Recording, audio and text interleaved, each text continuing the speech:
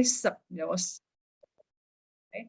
Good morning, but somehow it's formal because I'm being a teacher. To my young students that good morning, everybody. I'm sure everyone is excited about the future today. Are you ready to board the bus now? I'll tell you what, you can sit wherever you like. Right. So the answer is the teacher. Good job. You are doing very right in sociolinguistics. How about the second one? Hello. May I ask what it is made of? Is it water resistant? What is it then? A chopper. A chopper. Good. See, you belong to my world now. You belong to my soul. I didn't tell you there is no word like shopping here, but the language gives you the clue, right? What is the clue here? Made the of. Language clue? Made of. Made of, water resistant. Well, made of, but that's not the point. The point is, I think the highlight is on Sure, madam. Ma'am. You don't use the word madam with your friend, with Yes. your students, with your husband either. But you talk to a sales assistant. So you see that when you teach the language, you need to teach the students to be analytical so that they can have critical thinking skills that they can analyze. And one day, hopefully, they can use it in a very fruitful way. That when you talk to people, you need to use the right language. That's why some people can be a good salesperson, right? For example, if you go to Ma Bueng Krong or Siam Center, คุณผู้หญิงคะผู้หญิงจะรับอะไรดีคะ Look at the language, how beautiful it is. But if you go to Lotus or Big C near your house, พี่อะไรอ่ะพี่อะไรล่ะมันจะฆ่ากัน So you see that this makes the difference between high-class department store and low-class middle store. So if you want to be a good one, use the language properly. Okay, good job so far, so good. You did a very good job here. Now look at the next example. Next, how was your day at work? Not so bad. I got all the things done. The wife. A wife. You think it's a wife? I think this one, if she's a wife, they are going Close to get friend. soon. They will get the divorce soon. Why? Because the language is a little bit cold and indifferent. Very cold, no sense of affection. No, so I don't think this is a close. This is not a close. Well, I think I make a mistake here because I plan to have a colleague here. A colleague. So this one, sorry, it's my fault. It's to be a colleague. It's a colleague because the language is very neutral. There is no romance. There is no colloquialism there. Okay, sorry, it's my bad. How about the next one? This is only clear. What is it? Who am I? Keynote speaker. Keynote speaker. Very good. It's a keynote speaker. How do you know? The language is very proper, right? Good morning, Right. ladies and gentlemen. Exactly. You have to address your audience, ladies and gentlemen, because you don't know them. As a keynote speaker, you're not supposed to know them. That's why you've got to honor them by saying ladies and gentlemen. And you don't do this with your husband or family either, right? Very good. The last two. Honey, can you pass me some salt? Sure, here it is. Who am I? Wife. A Wife. wife. Yeah, clearly. Well, this means that the relationship is good because you still talk to your husband as honey, even though you don't want to. Honey, can you pass me some salt? Sure, here it is. So the language clue, right? You don't use honey with your colleague. You don't use it with your colleague for sure. And how about the last one, which is a bit more challenging? What is it? Mom. A mom. A mom. Good. How do you know that is a mom? Oh dear. How do you know? My cutie. Right, my cutie.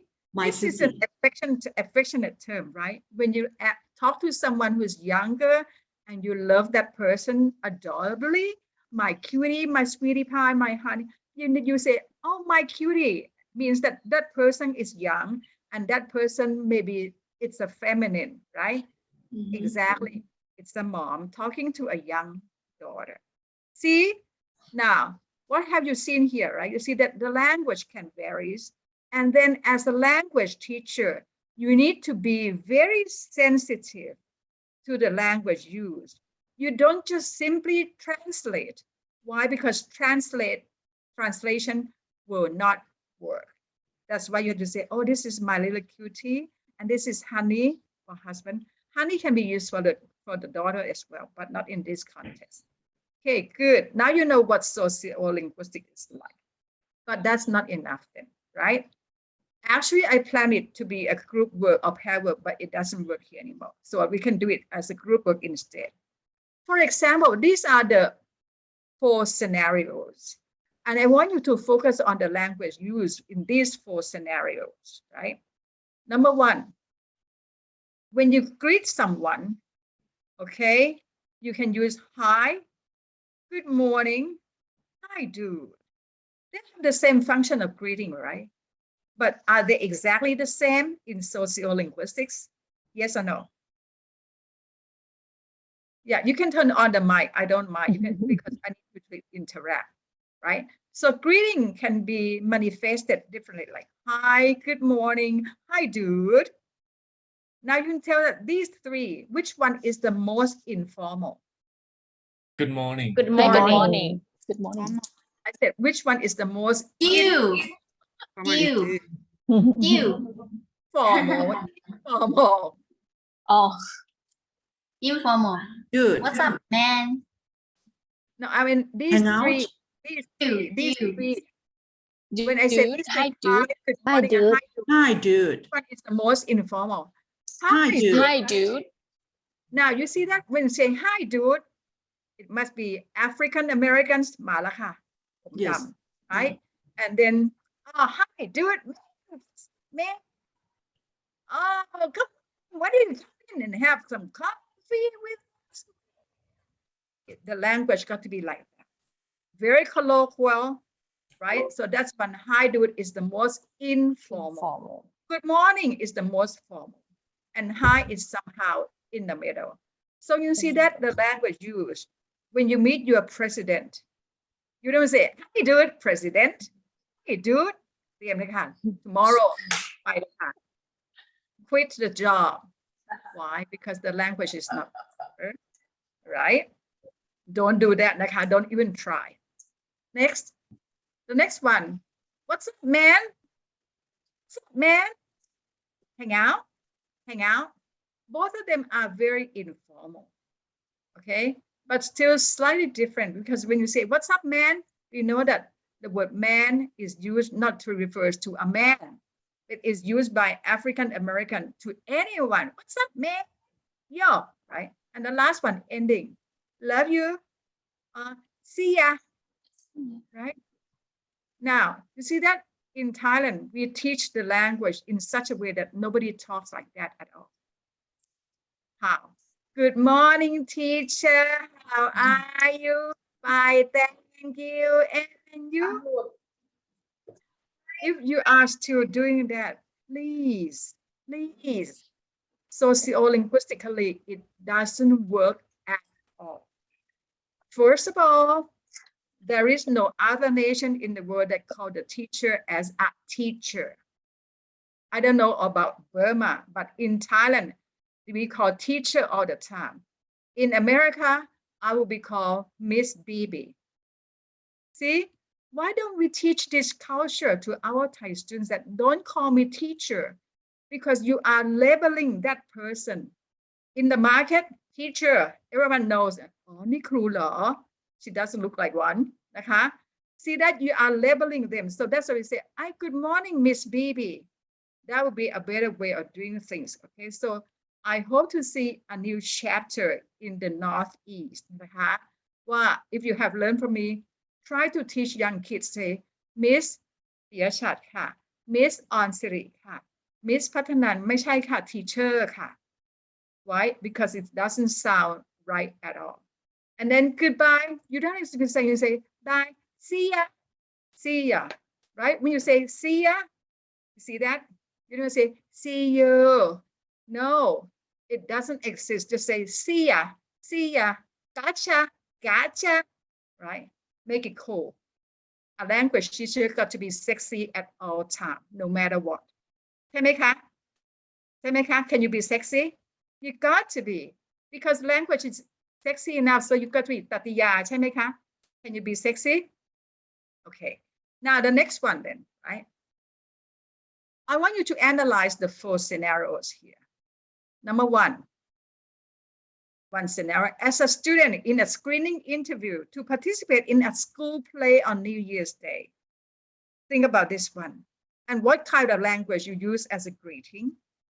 When that person walks in and take an interview to participate in a school play, of course, that person must be quite young, but polite. How about the second one? As an applicant in a job interview with an executive officer of a company. I will come back to the questions here. Number 3, as a friend in a telephone conversation with an American friend on a SkyTrain or BTS in Bangkok. Number 4, as a long-term American friend in a private conversation. Now, let's take a look at these 4 scenarios. Number 1 question. Do you use the same greeting for all these 4 situations? Do you use the same greeting? Yes or no? No. Please don't say the same, okay? Because these scenarios require different language output. Which one is the most formal of all these 4 scenarios? Number 2. Yeah, number 2. Why? Why do you think this one is the most formal? Okay, can I try? Yeah, sure. Go ahead. Because we are talking with the expert in that place, right? So we have to use like formal language. Right. Very good. Thank you so much. Right. See, because you are talking to someone we call that someone who is superior. Yes. Right. We have superior, someone above you, and we have subordinate, someone under you. So in number 2, you've got to analyze the situation. If you're going to walk in for a job interview with an executive officer, the language got to be completely different. You might want to end your utterances with sir and ma'am according to the gender of the executive officer. Yes, sir, I am very interested in this position, sir. I am interested in this position, ma'am. Thank you for the opportunity to come here. So you have the language got to be completely different, right? And then once you finish your interview, you can say, see, no. What would be the last thing to say when you finish your interview and maybe you say goodbye? What would be just something you say?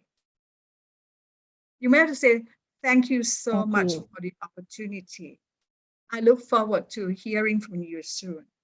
See, the language is very proper and very informal.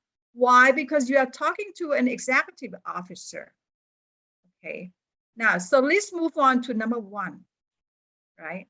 A student, you want to interview for a school play. You might want to say, hi or hello. Hello, my name is Bibi, right? And then thank you very much for your time. That's the ending, right? How about number 3? Now, I want to hear from you, number 3. As a friend in a telephone conversation, let's say as a close friend, but it's a telephone conversation on a SkyTrain. You've got to think about the situation, right? You are on a train, and that train is quite crowded with other passengers. And you can say, yeah, that bitch. You cannot say that, right? You can do it on a phone conversation if it's private. But on a BTS or SkyTrain, which is very crowded, you're not supposed to do that because you are lowering yourself, acting like someone off the street. So the language, yeah, we can talk, and you got to lower your voice a little bit too. How about the last one? You're talking to a long-term American friend, and that's right. Now you can go ahead. You can use that. Hey, what's up? You're lost. See, long time no see. What's up? Any ups and downs? Any updates? See that? The language in these 4 scenarios are going to be completely different. Based on what? Social factors, right? For this one, age. For this one, what is that? Social status. because you're talking to an executive officer who is much higher than you. This one, think about what environment, that on a train, you cannot yell, you cannot shout, you cannot scream. And the last one, go ahead. You can have a blast, right? Because it's at home and it's your close friend. So these scenarios require different use of language, okay? Sorry, I couldn't do the task because it's more than the class, the size is bigger than that. Now, this is an exercise. When we talk about variation, in sociolinguistics, we divided the variations into levels, okay? The smallest level that I want to talk is called phonological variation. And I think this is very interesting. You need to use the term as a language teacher to describe the scenarios to the students that, oh, teacher, why do people say this word differently? Now look at the word data. And I'm sure that 19 people in this group, you might not say the same thing, the same way of this word. Okay, on a count to 3, I want you to turn on the microphone and read the word out loud according to your way. When the way you read it, it might not be right. I'm not talking about right or wrong, okay? But just say it, okay? So ready now, you turn on your microphone and say it. On a count to 3,นะคะ? 1, 2, 3. Data. Data. Butter. Butter. Butter. Butter. Butter. Oh, no, Car. just the first word, just the first word. Data. Okay, the first word. Data. The Okay. first word. Data. Data. Data. Interestingly, Ajahn, I don't know what happened to your students, but your Some students should say data. okay, go ahead, say it. It's your turn. Go ahead, say data. Sayไปเลยค่ะ นะคะ Data. Hi, student. Based on your production, you are not that, you don't have that kind of much variation. But you know what? In real life, this one can have, you can say data, that's one. The second one, data, 2. The third one, data, right? And the last one, data. They are not the same. Data, data, data, data. I'm not saying the same thing at all. So this is called phonological variation. What does it mean? That it means that the one word can have multiple pronunciations, right? Now the question is, which one is right and which one is wrong? And the answer is, according to sociolinguistics, everyone is good. But what you say, it depends on your variation, right? If you go to England, they will say data, data, data. Clearly data.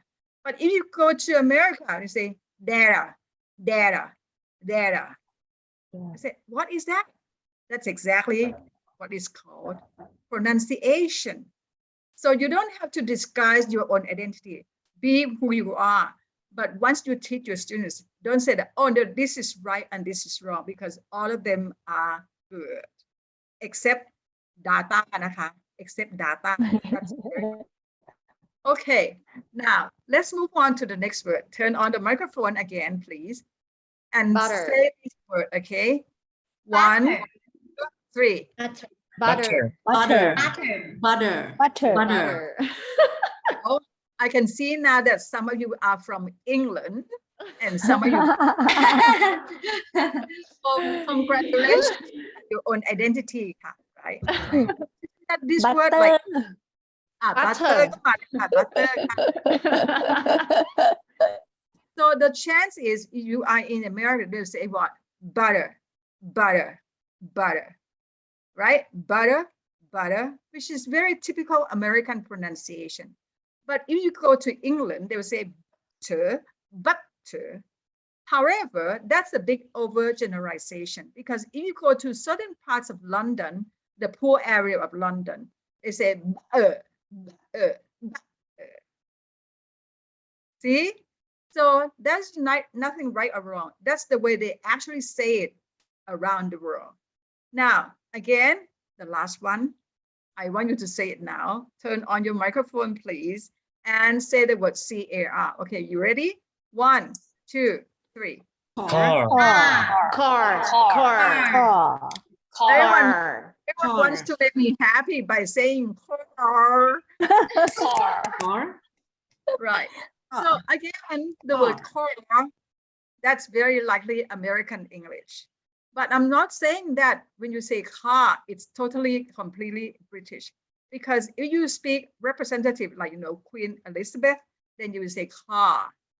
But if you go to Ireland, you will say car, right? So let's think about that then. It's a variation. It's not only a British or American English. Let's take a look at this sentence. It's very interesting. If you go to New York, right, they will say, park the car in the yard near the park. Oh, by the end of the sentence, you would like to collapse. เป็นลมดีกว่า right? Now, everyone say it the way you want to say it, okay? Ready? 1, 2, 3. Park. Park the car. In Near the park. near the park. Park the car near the yard. You feel tired, right? Park the car in the yard near the park. Again, so see that? You can say park the car in the yard near the park. But that sounds not very stylish either. So again, it depends on your variation. So this is to say that when we see this, we label it as pronunciation variation or phonological variation. After this part, I will let you take the test. So you better be careful and listening up, right? Okay.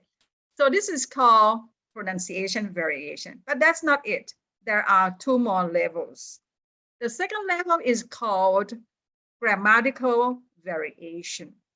Now, we already know that when we talk about grammar includes what? Morphology and syntax. Okay, I'm sure you know these terms by heart now as a PhD student. These are the instances that you will run into all the time. That the verb learn, some people say learned, and some people say learned. I know as a language teacher, you need to know exactly that which one is correct, or both are correct. At this point, the answer is both are correct, and they are always correct. Depends on where you are from. If you are really British one, they will say learn, learned, learned. But American, no. Why should we make our life more painful to say learn, learned, and learned? So as a language teacher, you need to know more than that before marking the student's output as right or wrong. The second one is a bit off, but it happened in America, especially in certain parts of America. They say draw. We know the past tense is drew, but in certain parts, like in the Appalachian Mountains, they use drawed.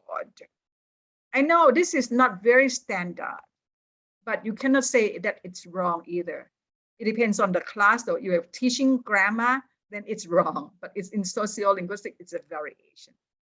The next one, she likes dogs. Oh, Ajahn, this one, we see it all the time. Why? Because ours produce a sentence like this, right? No S. But you know what? In certain groups, especially among certain people in America, especially African Americans, the grammar is going to be changing. They don't have S here anymore. Okay, I'm not saying that เอาละค่ะมันละค่ะเดี๋ยวนี้นะคะอาจารย์ I will teach my students not to conjugate ไม่เติม S ละค่ะ no I'm not saying that.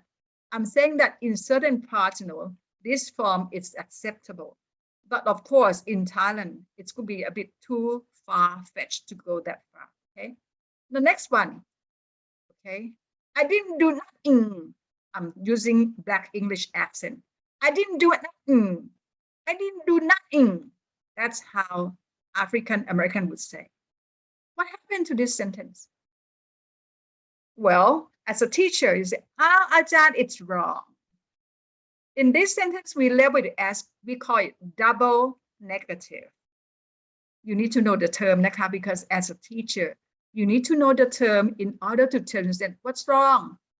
It's wrong because it's double negative, which in standard English, double negative is not permitted, right? I did nothing or I didn't do anything, but I did not do nothing. It's sort of off. Next, the plant needs watering. Can anyone tell me that what would be another variation for this sentence? What would be another variation? Is this the only way to say this? Nope. There is another one. Go ahead, Kat. The plant needs to be watered. Very good. Good job. That's a very standard one, right? The plant needs to be watered. Right. So that's exactly traditional grammar. The plant needs, and needs followed by to. The plant needs to be watered. Right. But again, nowadays, you can Google it and you can see this place that now the plant needs watering. It's becoming acceptable too. And this is called grammatical variation. Okay. The next one, I might could go there. You can see that this is being used too in by many people in America, especially in movies. What happens here? What is the target one? What is the more standard one for this sentence? Might and could only use one. Right. You can use only one model, right? I might go there. I could go there. Right. Okay. And the last one, I ain't hungry. I ain't hungry. African American use ain't all the time for negation. I am not, I has not, I ain't hungry. So this is called grammatical variation. And that's why for your research purposes or for your academic pursuits, you need to classify that one is called pronunciation variation. The second one is called grammatical variation. Is the classification clear? Because it's the test which is coming up. The last one is called lexical variation, right? Lexical variation is very common. Why? Because people use vocabulary all the time. And vocabulary can be confusing for Thai learners, more or less. And it is indeed confusing, right? Look at the first pair. We have learned the word pail and bucket. And we know the meaning, no doubt about that. But what is the difference between pail and bucket? Similarly, bag and sack, right? What is the difference? Elevator and lift. What's the difference? Now, can you tell me the difference? Some say, oh, pail is a big one, bucket is a small one. No. Actually, this is called lexical variation.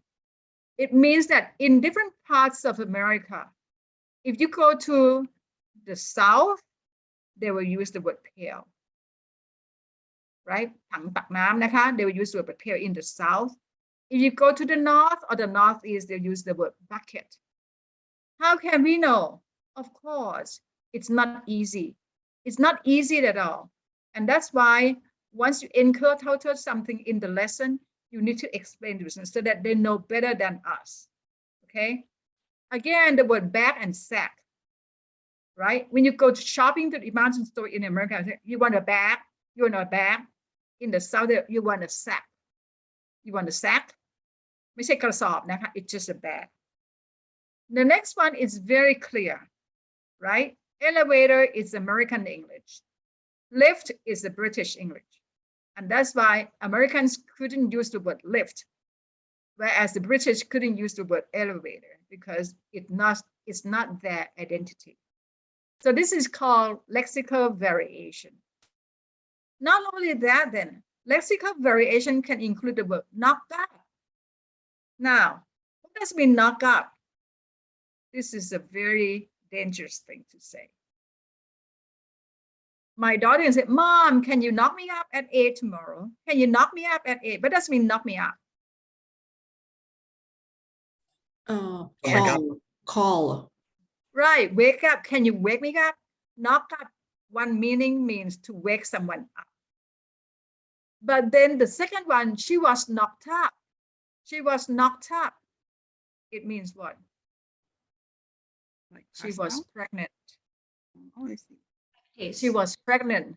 Therefore, girls, be careful. Don't keep saying this sentence. Oh, please knock me up. The guys will be very happy to do it for you. It's very dangerous because knock up can have two meanings: to get someone pregnant or to wake someone up. It depends on the language variety. You can see these words in the film though. Okay, so you can see that there are three variations. What is the first one again? You're going to take the test soon. That's why I want to review it. What is the first one? Pronunciation. Variation. Now, what does it mean by pronunciation? It means that one word can have more than one pronunciation. Is that possible? Very possible. For example, the word task. You can say task. You can say task, right? You can say chance. You can say chance. Depends on your regional variation, right? I say, I want to go to Malaysia. I want to go to Malaysia. Some people say, I want to go to Malaysia. See that? These are all pronunciation variations. And that's why it's, as a language learner, it's not easy because you will get confused. Which one is correct? Data, data, data, data, or are pronunciation. The second one is grammatical variation. It's about morphology and syntax. And the last one, just basically vocabulary. Now, what I want you to do is, please, you can scan to this and take the test. There are 25 items. They are very straightforward. This is the way to get acquainted with the idea of pronunciation, grammar variation, and lexical variation. I'll give you 10 minutes to work on this. There is no pass and fail. Okay, everyone will be okay, and it's so easy. Okay.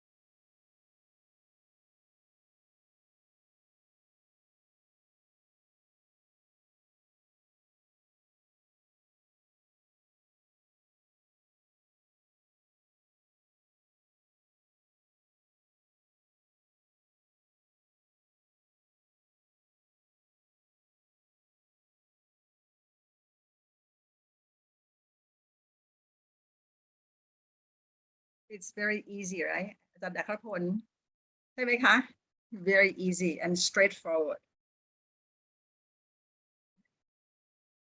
about 5 minutes more I think I want you to tell me one thing that for example what is a good example of your lexical variation grammar variation and pronunciation at least one word that you remember from the test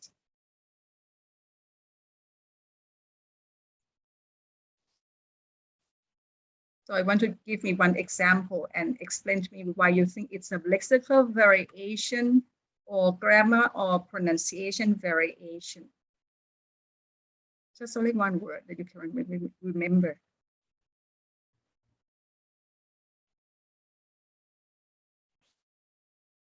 Five more minutes.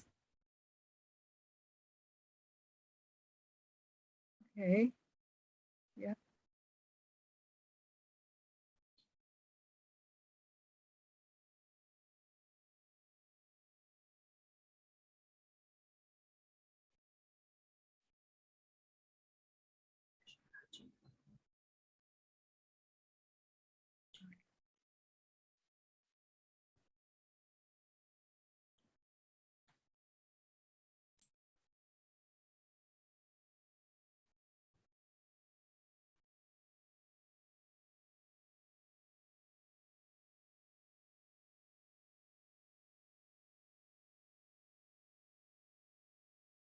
Everyone's done. Who's not done yet? Okay, right. Now, okay. I'm going to, ask one by one to tell me what you learned from this. Ha, Ajahn Piyashat, can you go first? Anything you remember from the test? Anything from the test that you learned more today? The first thing about pronunciation, it's the word like butter. We pronounce differently. It depends on the area that they speak. And also the second one is about grammatical variation. It's the word from the test. It's should, ought to. Actually, those two are the same meaning, but some people might say two words like double words at the same time. And also the last one is lexical variation. It's the word invigilator, invigilate, and also proctor.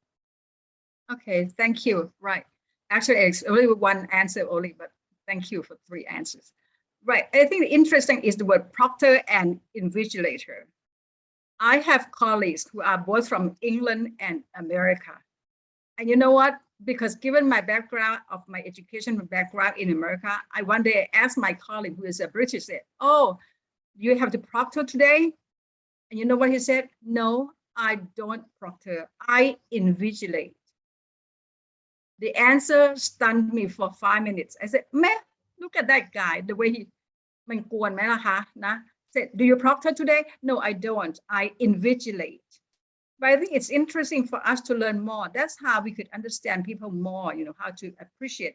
And I shouldn't have asked him to begin with that, do you proctor today? Because I know for sure that he's a British. He wouldn't use the word invigilate. Okay, next ค่ะ คุณวัญชนะค่ะ say one thing about the test. Thank you, Professor. Actually, I haven't done it yet, but I've learned from the test. It's the thing that I noticed there are three part of a thing that we have to consider as a teacher about to use with our students, especially the way they pronounce any words. I use, based on my experience, that I used to correct them in my own way that I think it might be correct. But from your lecture, I just know that it's very important to focus on this because it depends on the difference of their pronunciation from different part that they come from. Thank you. Thank you. I think that's crucial. Why? Because our students have been through many teachers. And some teachers might, have adopted, British-based pronunciation. And some teachers might have adopted American-based, and that's why when they come to us and we fix them, and then they say, but they learned that before. So that's why they got confused. Okay, thank you. Next, Kun Rosamond, anything that you want to mention about the test? Yes, thank you, Professor. I learned from this taste is there are 3 levels of language variation. The first one is phonological, that we have to get different pronunciation of one word. And the next one is grammatical, is like morphology and syntax, so that we have to learn how they use differently. And the last one is a lexical variation, that we have to know that every region have their own words. Yes, that's all for my learn from this taste. Thank you very much. Thank you. I just want you to, the next person, please just give me one example from the test. Okay, yeah, answer it,ค่ะ. Okay, can you hear my voice? Okay. Sure. Go ahead. Okay. I would like to aim at the first one. Okay, it's about phonology. Because I learned that the sounds of police and police. Okay, it's very not the same sound, right? The next one is Malaysia and Malaysia. Okay, the next one is about English grammar, right? I have found out that someone say it needs to be cleaned and needs cleaning, right? It's very different, right? And for the lexical words, the first one, for example, like a brook and stream, is very if not the same sound, and different meaning too. Thank you very much. Thank you. No, just only one example from each, otherwise it will take so much time. Now, back to that, then the word police. Yes. You know that in a target or in a standard English, for the stress pattern, there is only one correct answer. Okay? You cannot shift around. For example, the word like material, there is one target answer like material. But the stress shift cannot be acceptable in every word. Some words are not acceptable at all, okay? So it depends on the situation. Wang Yili, any example from, only one example? I'm sorry, I can't scan the picture, and I'll just okay. Because but I can maybe I can see from my own teaching experience, and for example, about the pronunciation variation, and I think that my students also have the problem about the pronunciation of their teachers, because I can see that some teachers in my university just maybe Britain English, and some are American English, and some the students are always confused. And about the grammatical variations, and I think that maybe the English for examination is one thing, and the communication, the English we use in our daily life is another thing. And maybe the written English sometimes are also formal, and the oral spoken sometimes we can just use informal English. That's my understanding about it. Okay, thank you. คุณยุทธจักรคะ long time no see นะคะ nice to see you again ค่ะ คุณยุทธจักร สวัสดีครับ Professor long time no see. We You miss are you one a of my lot. best students. I remember you clearly, and then you contribute to the class.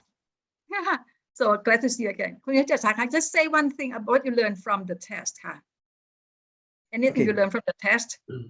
Okay, one thing I would share, okay, about grammar. Okay, grammar. Okay, I would like to share something easy. The item comparing between should and ought to. Yes, should and ought to. This is okay. One of the small thing that is important to teach to our students, because normally nowadays we see the use of should. Yes, it seems that ought to gradually disappear in our context. This is what I see, but I don't know if all of you see the same way with me, but I think don't we don't normally see ought to.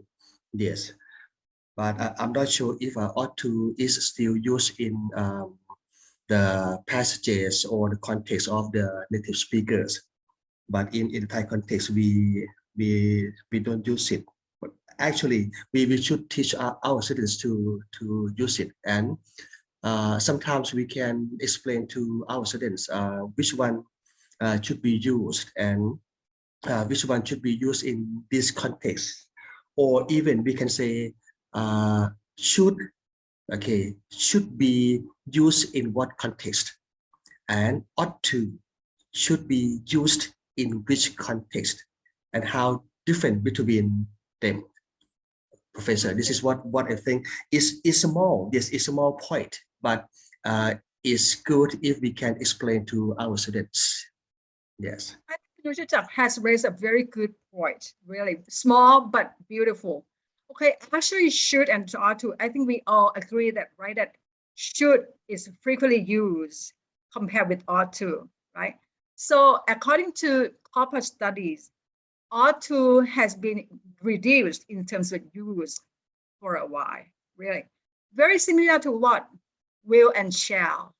Yes. That's very interesting because when we were young, we read will and shall can be used, interchangeably. But nowadays, who says shall anymore? No, nobody says that's will, and will, right? Mm-hmm. So shall Yes. is almost gone now from the system, almost gone, really. And that's why it's interesting that the language somehow has, get rid of some things by itself, not because of that, right? Maybe because, for example, shall is harder in terms of pronunciation with the SH sound, like shall, right? And ought to, it requires two words instead of one word. So will is more, should is more economical. But I think your point is well taken. Very interesting that language is changing. Language evolves all the time. Thank you. Okay, Thank you very much. He is as sharp as before. You're going to be sharper as a PhD candidate soon, I guess. Kun Pathanan, any remark from the test? Yes, thank you, Professor. What I learned is the grammatical variation. I found that the words fail with the ed and fail with the FELL.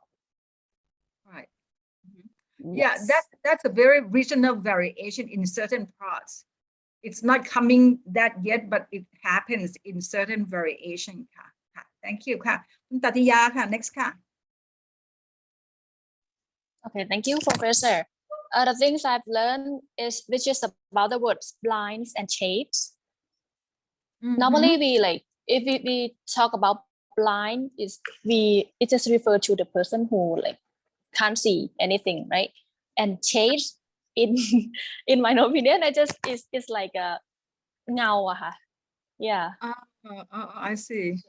Well, interesting, because I use blinds and shades interchangeably all the time. The blinds and the shades. The blinds and the shades, have nothing to do with the eyesight นะคะหมายถึงตัวม่านหรือมูลี่นะคะ It's the blind or shades ค่ะมันเป็นม่านและมูลี่นะคะ Okay, anyway, the last one ค่ะ Mary, anything you want to say about the testing? Yes, teacher. Yeah.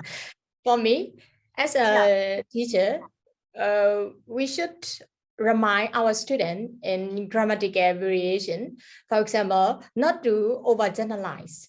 For example, if we want to get a past tense, we add ed in the end of the present tense. It may be overgeneralizing, but we should remind as a teacher to our student, there are maybe irregular verbs. We can't add ed to get a past tense. And sometimes the present tense and the past participle, present participle may be the same. can Okay. be the same. Okay. Sometimes all the present and past tense and past participle may be the same. Cut, put. Maybe like this. We teacher should remind our student concerning the tenses, teacher. Okay. For Thank you. grammatical. Right. Yes, Actually, you know, many of you have raised a very good point. It's very clear that right now, for example, present perfect is, you know, almost not used in American English now. For example, in British English, you say, have you eaten yet? Have you eaten yet? Why? It's very, you know, the word yet is prescribed that yet can be used in present perfect. But you know what? The language has changed now because in America, we say, did you eat yet? Did you eat yet? And that's a perfect, you know, American English. So now you can see that the tense, for example, present perfect tense, it can be replaced by past tense now. Have you eaten yet? Or did you eat yet? Especially in Baltimore area where I spent my years of my Ph.D. to say, did you eat yet? Did you eat yet? See that? So the language changed and grammatical variation is coming as well. Okay, thank you. Now let's move on to the next slide here, right? We talk about lexical variation, which is very interesting in American English. Now, I will take you to something very different now. This is a question. What do you call a sweetened or sugary carbonated beverage? นะคะถ้าครูถือ if I hold a glass of drink เป็น drink นะคะเป็น sweetened sugary carbonated beverage. What is the term that you will use to refer to this item then, right? Well, it might not be clear to you if I have a picture, but let's take a look at this one. Right? This is the study really conducted in America. It's a big scale and in scope as well in America, right? They talk about one drink, which is sugary and carbonated drink. And look at the map here, right? So there are many terms that pop up. Some people call it soda, right? Some people call it Coke, and some people call it pop. And there are many things like soft drink or Coca-Cola, right? So that's why, as I said, this one entity divides the nation. Very interesting that one item, but can be labeled differently according to where they are. So now you can see that the yellow part here, people will tend to call this part pop. They call the drink pop. But in this part and in this part, they call it what? Soda. And the southern part, they call it what? Coke. So it's only one entity, but it divides the whole nation. And some people call it soft drink, and some people call it Coca-Cola. So that's why, as I said, lexical variation is getting prominent these days. And that's why when people travel, the language travel with them. So historically, you can see that the people landed in the Northeast and then moved westward. And that's why the language spoken in this area is similar to the people in the Northeastern part of America. But anyway, that's a lexical variation. Now, let's move on then, right? The next part is 5 more examples of the language, the variation you encounter. I already told you already some of them, but there are more. And maybe we don't have time to go over that, right? So from now on, as a language teacher, you might have to be more knowledgeable. I remember that one day when my daughter came back from the States after 6 years in the States, she came back and she was in elementary school. And one day she took the test and the teacher gave her the picture of กางเกงขายาว หรือ the trousers. And the teacher asked her to write the answer in English, give a vocabulary of that term. My daughter, just immediately wrote the word pants, P-A-N-T-S, pants, right away. And she was so sure that, man, she could nail it down because she knows for sure that she saw her dad wearing pants for 8 years in America. But you know what? The teacher, that Thai teacher, make a big cross on her answer and said, oh, look out, you are wrong. She was shocked. She was about to cry. She took the paper back to my office on the same day, said, Mom, how could I make such a mistake? How could it be wrong? Because she saw Dad wearing pants all her life. And all of a sudden, that Thai teacher said, no, you have to call them trousers. I felt bad for my daughter. I couldn't save my daughter from that danger. But I hope all my students here could save your own students, not to fall into that trap. And who could save them? The teachers in the classroom. So please be aware of all these variations. Okay? Now the next one. As an English language teacher then, well, life is full of dilemmas. You have to choose between American English or British English. And what will you do then? As a language teacher, how would you handle this situation? And as an ELT teacher, which one would you recommend? Okay. And what do you do in your class? Someone from Burma, someone from China. If I ask you have two varieties to choose right now between American English and British English, which one will you go for? Now, but before we move on to that, then let's take a quick look at the example of COVID-19 or COVID-19. Have you seen these before? COVID-19 written like this and COVID-19 written like this. Tell me then, what is the difference between these two? Have you seen both of them? Yes, Professor. Anybody? Yeah, I saw both of them. Mostly Anyone wants to try?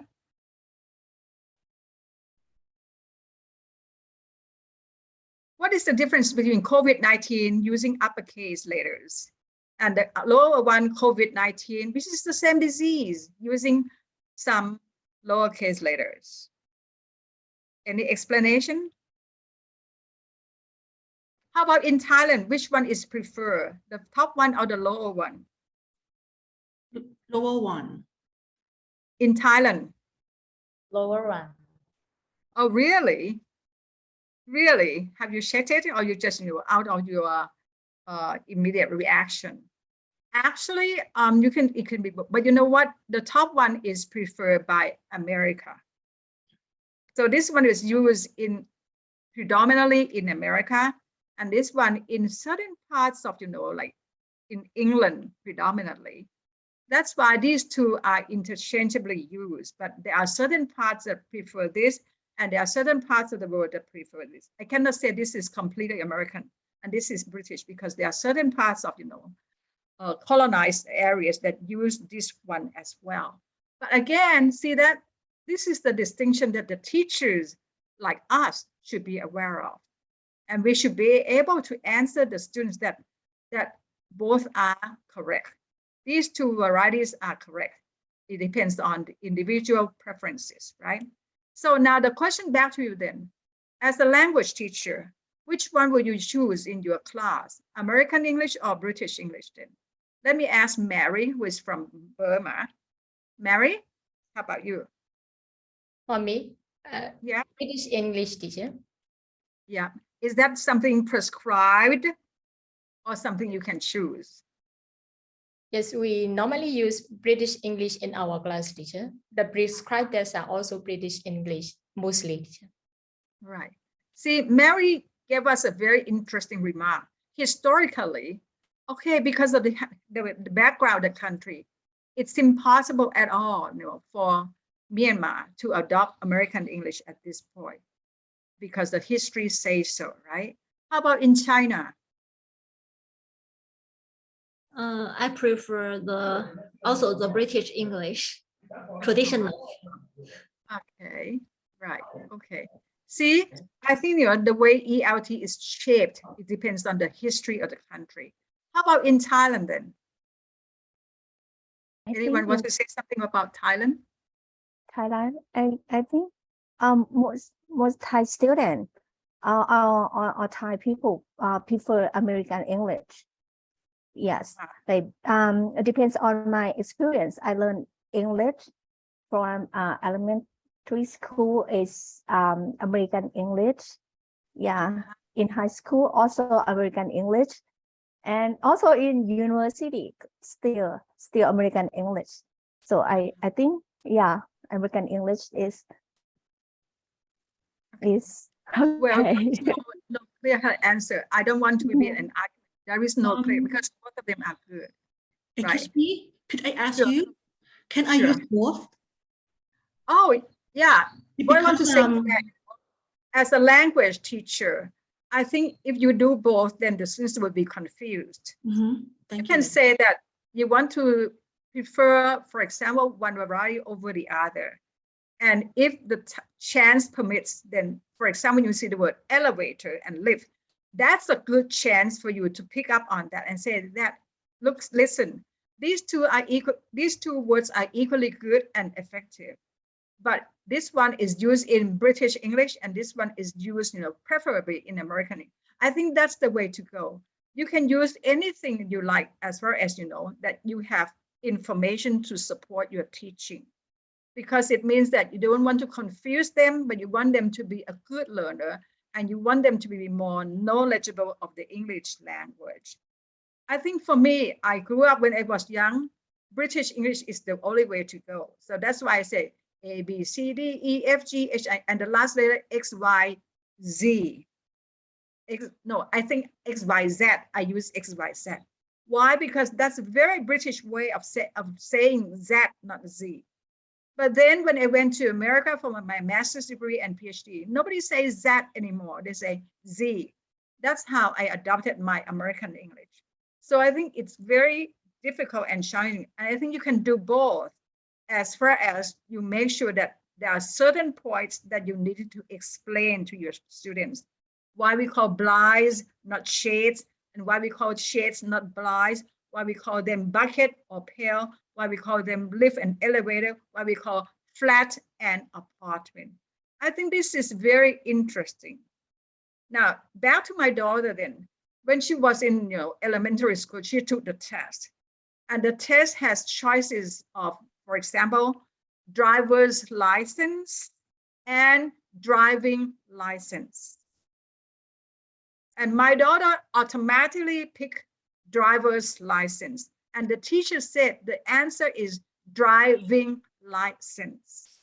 Again, my daughter brought the paper back to me and I told the teacher that, you know what, these two are correct. Driver license is the word preferred by American English and driving license is preferred by British English. But the teachers didn't know. And the teacher penalized my daughter for knowing better than her. I think that's unfair. And that's why you don't have to know both. But once you encounter them in your class, you can say to your class that, girls and boys, let's explore this together. We are learning together. And that's the beauty of learning. I don't know everything. Teachers don't know everything. But it's good for us to know better, right? So let's look up the words in the dictionary or find more information. I think that's the way to go. And that's a very dangerous part or challenging part of sociolinguistics. Right. Okay, any other comments on this? May I say something, Professor? Oh, sure. From that question that you asked us, from my point of view, I think it's sometimes we're gonna focus on the textbook that we use, that American English or British English, that the teacher will be used for the student. Okay, all right. Yeah. That's it. Thank you. Yeah, I think that's a good point right now because it depends on the textbooks. Exactly. And the textbooks are likely to be British based or American based. I don't think you have control over that. You have to go by the book, and follow what the book says. But I think what is going to be the beauty of that is that you can contribute to that book. It's going to be very interesting. But if the book says lift, you can say the class. But you know what? The word elevator exists. And now you can use both. Nothing right and nothing wrong. Both are okay. And you are very right. The teaching is mostly prescribed by the books, but the teachers can do more than that. Okay. Yeah, thank you. Anything else? Okay. Now, Let's take a look at this slide. This is to show you that British English use one set of words, American one set of words, and also Cameroon English, right? I want you to see that. See, it doesn't mean that we can stick to only one British variety only. For example, House of Commons and House of Representatives, House of Assembly, which one you prefer? I want you to focus on this slide and circle the one you prefer.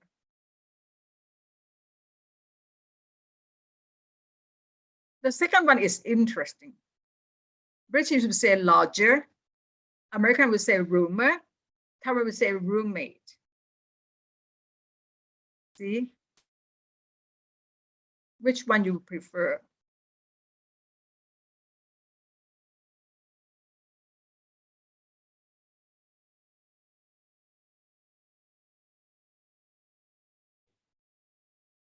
British English.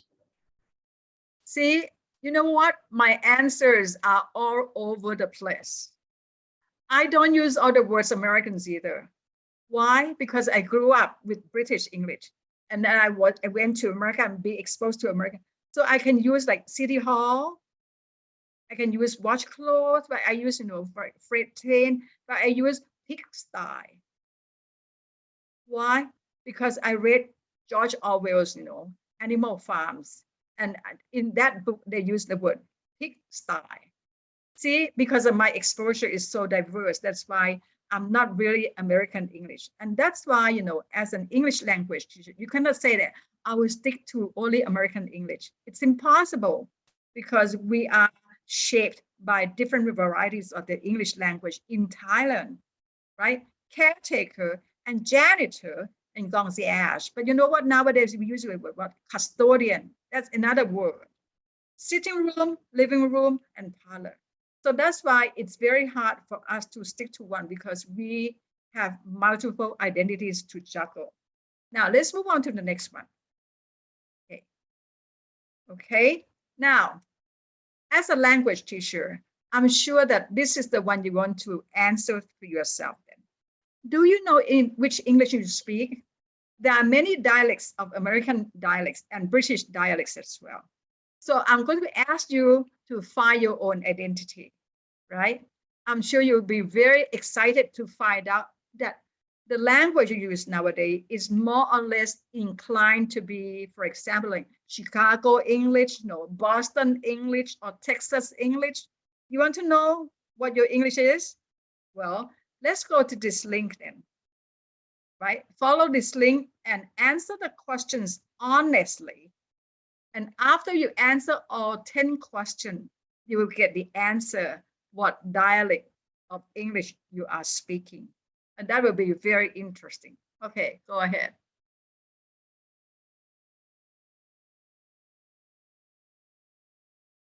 Please do, Naka. I want everyone to participate in this. And I think it will be very interesting that what happened to you. That's why you get this accent on this dialect. I have my own dialect too. And I want to know what your dialect is.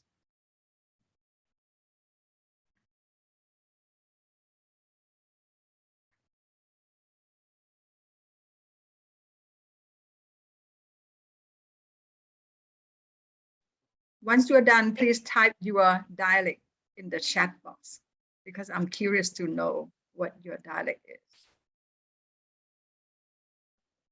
Ajahn Parishat, please, would you please share the link on our chat, please? Oh yeah, please. Thank you so much.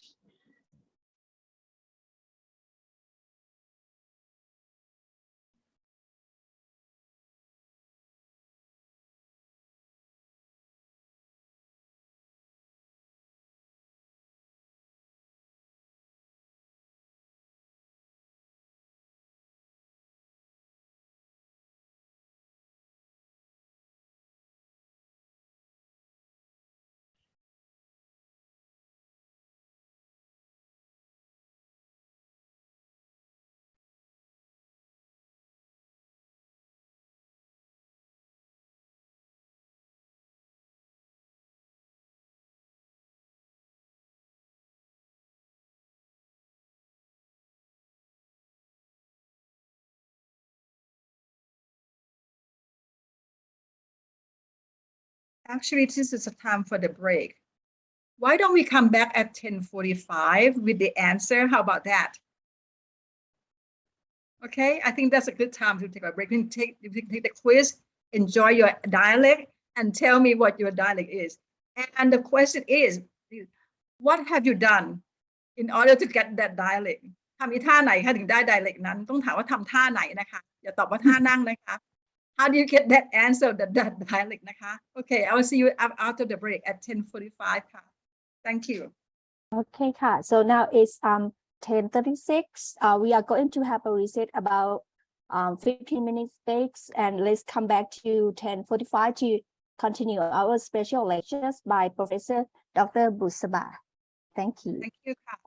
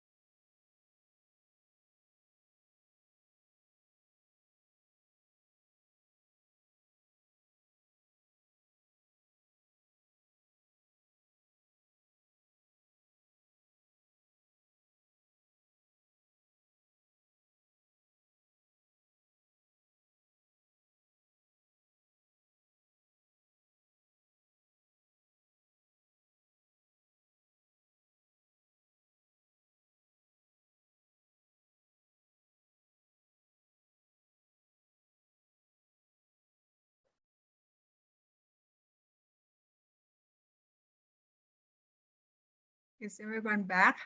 Do you have enough time to work on the quiz?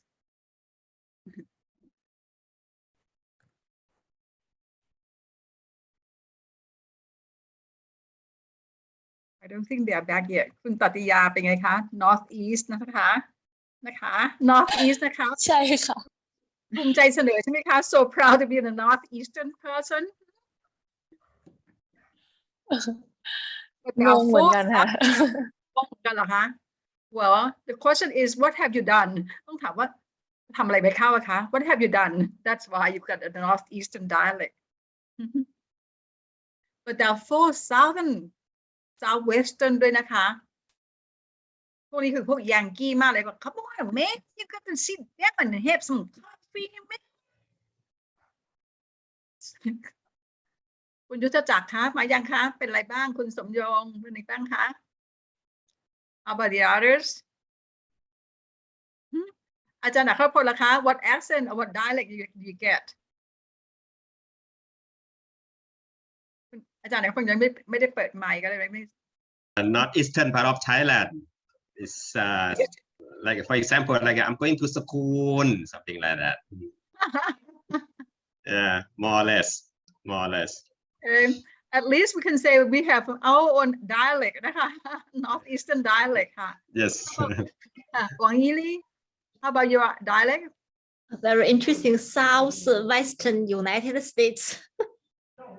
Southwestern ค่ะ Oh Southwestern นี่ typical Yankee Americans นะคะHow about the others คนอื่นล่ะคะอาจารย์รุ่งพัฒน์โดยไม่ที่ครับต้องสวัสดีด้วยนะคะ Long time no see เลยค่ะอาจารย์รุ่งพัฒน์ค่ะสวัสดีค่ะ Thank you for being here for my support นะคะ Thank you so much Maybe you learn nothing from this นะคะ You are overqualified ค่ะอาจารย์รุ่งพัฒน์ขอมาเรียนรู้ค่ะขอเป็นนักเรียนค่ะ You are overqualified So excuse me, Ajahn Rungpat, where do you from? Please introduce yourself in brief. I'm from Mahidol University. Oh, thank you so much. You sent a message to me yesterday.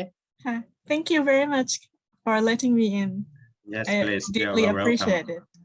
So you can come and join our next webinar, and you'll be informed webinar by webinar.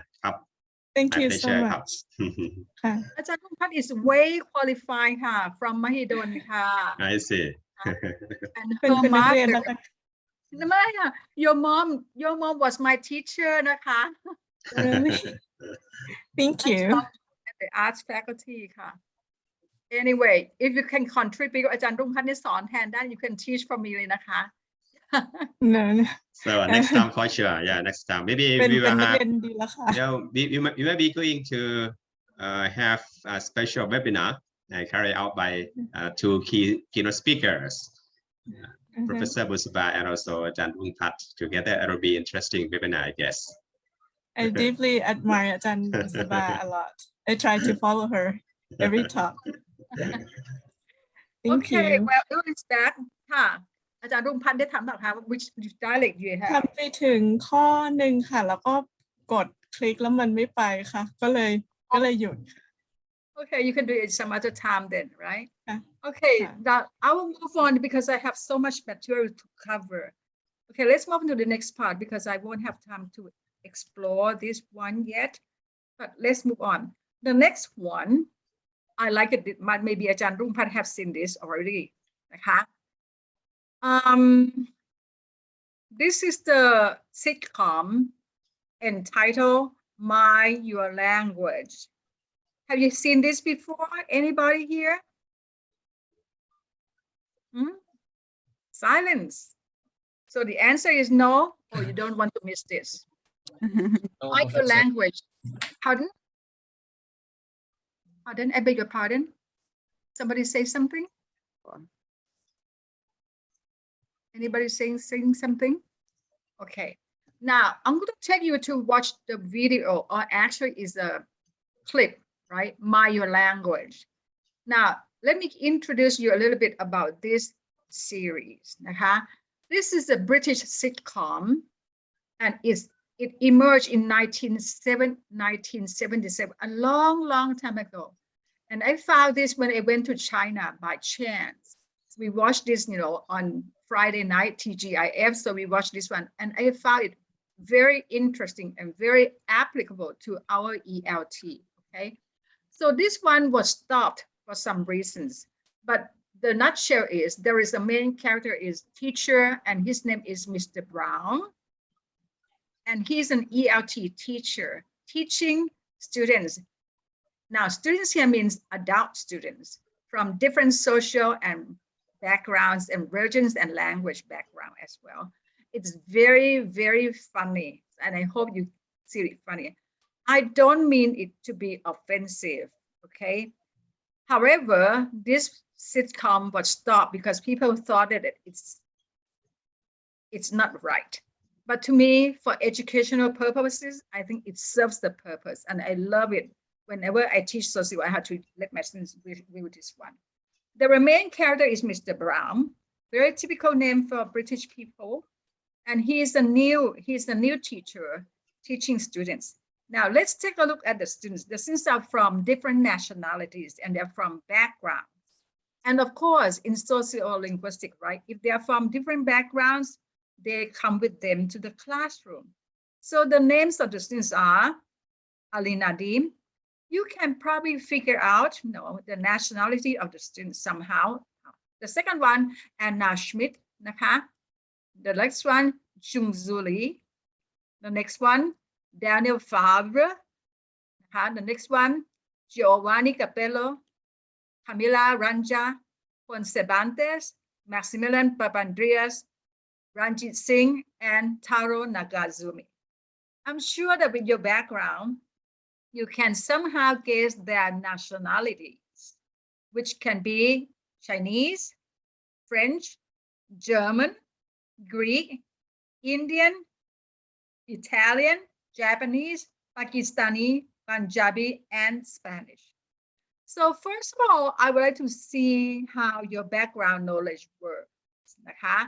I want you to match, for example, try to guess Ali Nadim, what nationality. Your guess can be right or wrong. It just can be a wild guess. So let's work on this. I'm not going to ask you, but I want you to try to figure out, based on your language background. Ali Nadim, who is he? Okay, maybe please. I'm not sure. Just match, on your slide, make some personal notes.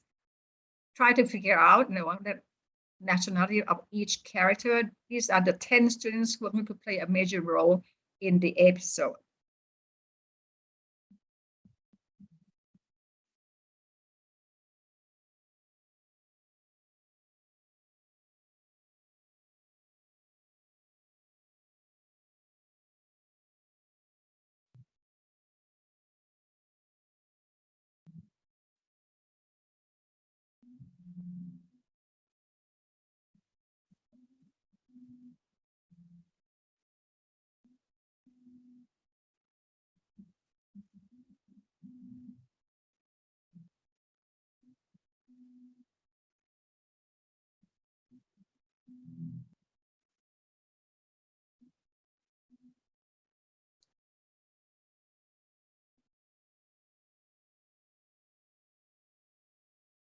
Okay, this is a wide guess, so there is no right and wrong answers. I think here's yes. I think here's no Chinese name. You cannot miss this one, Chung Suli. That one is wrong.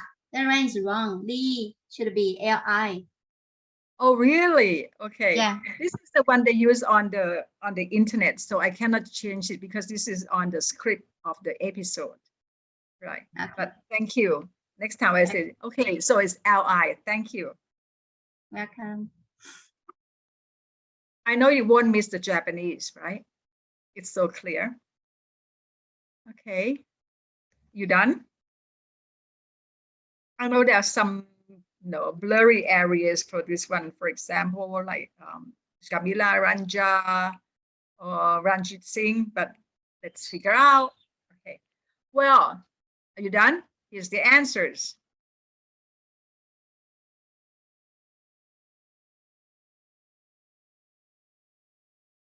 sorry. You get it right? Or almost right. You see my slides? You see the answers? Yes, we can. Yes, Professor. Okay. So these are the 10 nationalities, right? Sorry for Chungsuli because this is the one from the internet and it's spelled like that. But okay, Chungsuli Chinese, right? Now, you see that German, like French, down here, Favre, right? German, Anna Schmidt. I think, you know, if you get the answers right, not because of your wide guess, but because you use your linguistic knowledge to figure out that these names should belong to this nationality somehow, right? Okay, so you can see that these are the students from the 10 backgrounds. Of course, they are very different. And when they come to class, they come with their own identity. Of course, when they learn English, they will use the English, you know, their limited English knowledge used based on their background and produce the language in such a way that will create a lot of variations. Okay, now let's move on to the next one. Right? Teacher, I think here's, hello, teacher. Hello, professor. Yes. I think that Chungsuli is Korean name. Korean name. Right, but I said, let's say that Chungsuli. But the Chun is also wrong. Pardon? Chun, C-H-U-N-G is also wrong. There's no that words in Chinese. I see. So it should be what? It should be. I think this one should be Korean. Oh, there is no Korean in this episode. But anyway, so I think the name is misspelled, but I couldn't change it because it's from the movie, but thank you so much, Naka. Okay, right. Let's move on then, right? With these names and nationalities. Now, I would like you to match the pictures and the name. How about this one? Who is this one? This one. Yes? One of 5 people here? Chungsuli. Chungsuli. Yeah, Chungsuli. Okay, how about this one? Ali Nadim. Ali Nadim. Right. How about this one? Anna. Ah, not right. Anna Schmidt is German. So German, she doesn't look German. Jamila. Beautiful. Jamila. Daniel Bob. Daniel. Right. How about this one? Jamila Ranija. Jamila Ranija. And this one? Anna Schmidt. Anna. Yeah. See that the characters that they use and the names, they try to portray something. It's stereotyping, which is not very right. No, you cannot stereotype, but it somehow conveys the message to us that if you have to figure out, very likely this is a French lady, right? Because we know that France is a country of, you know, beauty and stuff. And Anna Schmidt, you know, because German people are usually very determined, and she looks determined here in this picture. I'm not stereotyping, and I'm sorry, I don't mean it, but it's just, you know, something that people have in mind anyhow at the back of their head when they think about these nationalities. How about the next 5? The next 5 people is more challenging now because they are all guys. You know this one for sure. Who is this one? Japanese. Taro. Taro. Right? Yeah. How about this one? Rajit. Right, Ranjit Singh. So no doubt about these two. No doubt about these two. It's so clear that he is a Japanese and he is, you know, from another country. Right. This one, right? So these are the 3. They look quite similar, but they are very different. There must be one like this is Juan Cervantes. Juan Cervantes, right? Okay. And this is, you know, Giovanni Capello, and this is Maximilian Papandreas. So the name will tell you about the nationality as well. Okay, but let's take a look at this picture. This one, right? The name and nationality. Anna Schmidt, Giovanni, Italian, Camilla, Indian. Again, I'm going to talk about the sociolinguistic background, that these people come with their identity and their language produced in English is going to be confounded by their own identity as well. So the next one, the plot. As you can see that I'm going to, you know, just summarize you. This is about the class, and the class, you know, is taught by Mr. Brown. right? And in this class has a lot of students there, right? And the one who is very famous is Ali Nadim. But each character is very distinct and you will end up laughing and laughing. So I don't want to waste it. So let's go and watch the episode. So they are from different occupations as well. As you can see that they are not in a high class. They belong to sort of low class, like shipping office, housewife, like restaurant server or London Underground attendant, bartender, au pair, and there is one who is just diplomat is Jing Suli. But I wanted to go over to the episode. At this point, let me stop it there.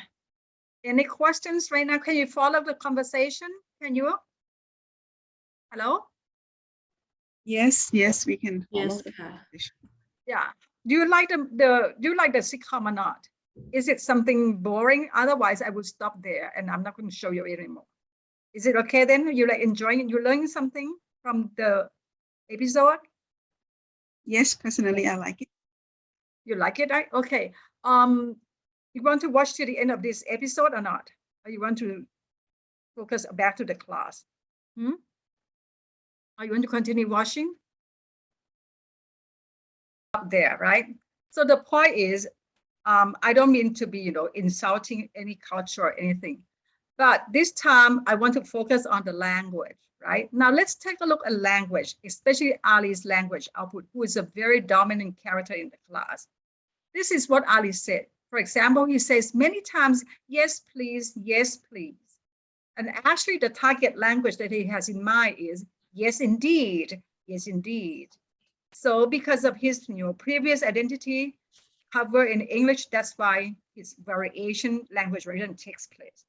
Or even he says squeeze me instead of excuse me at the beginning when he met Miss Connie.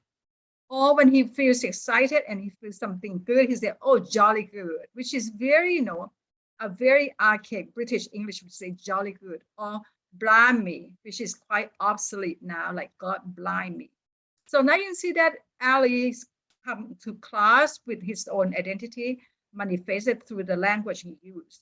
And actually, everyone does that, right? So what I want you to do, if I have time, and if you have time, I want you to focus on the character. For example, I know that it might not be, for example, my Japanese student said, Ajahn ka, Taro Nagasumi, he didn't say exactly the way Japanese do. But this is the way that we approach the language. I don't mean that they are accurate, but I want you to figure out that these are the common variations that take place. For example, when a Chinese speaking English, when a Japanese speaking English. Okay, I don't think I want it to be individual, so we can do it as a group now. What you have learned so far, I will just watch from the clip. What can you say about, for example, a Japanese guy? You notice anything about his Japanese, English then?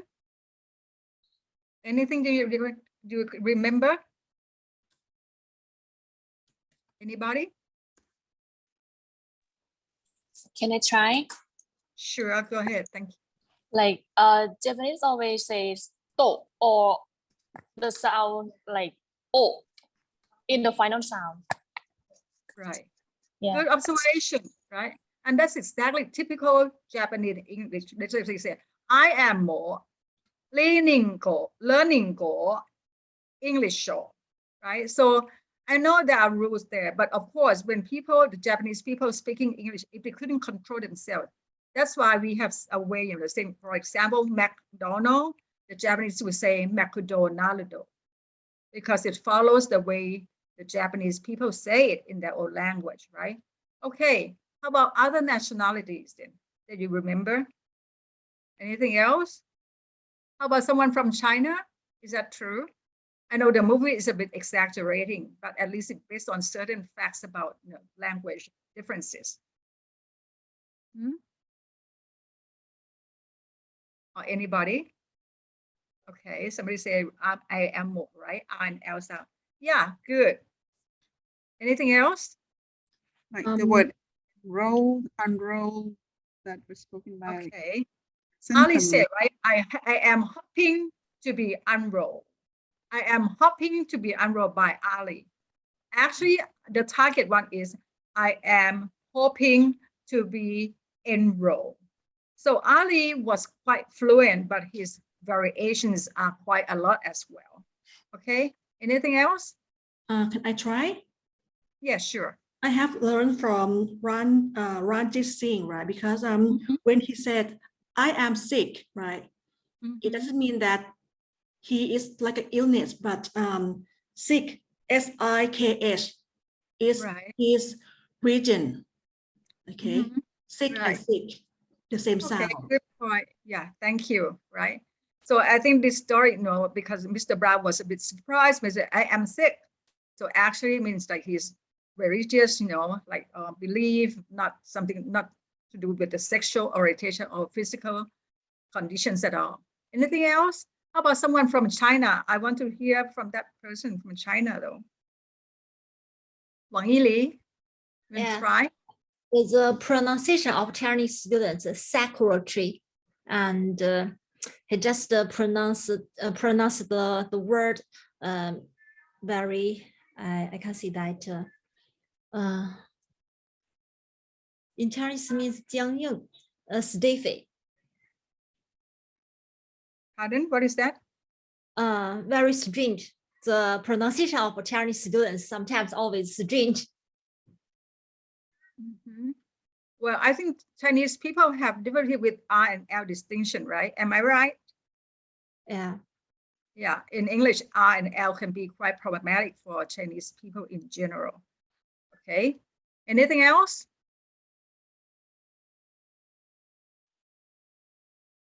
But as you can see that this, it has many episodes available on the internet. I personally love them and I watch them once in a while. I think I learned a lot from these characters.